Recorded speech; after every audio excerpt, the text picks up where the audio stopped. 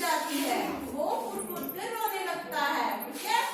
और नदी में से देवता आता है और वो देवता उसे पूछता है कि तुम क्यों रो रहे हो।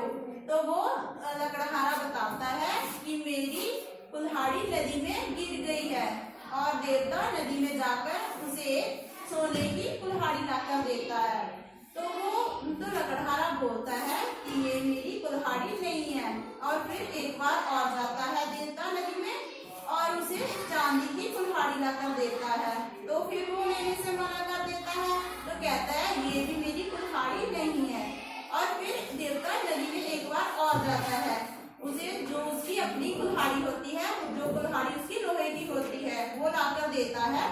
तो वो कुल्हाड़ी को देखकर बहुत खुश होता है और देवते को बोलता है कि ये मेरी कुल्हाड़ी है, और वो अपनी लोहे की कुल्हाड़ी पाकर बहुत खुश होता है और देवताओं से कहता है कि तुम ईमानदार हो, और इसे हमें शिक्षा मिलती है कि हमें हमेशा ईमानदार रहना चाहिए, कभी लालच नहीं करना चाहिए।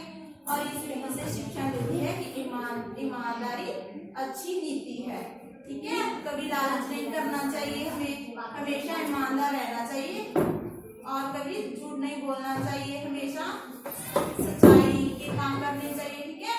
और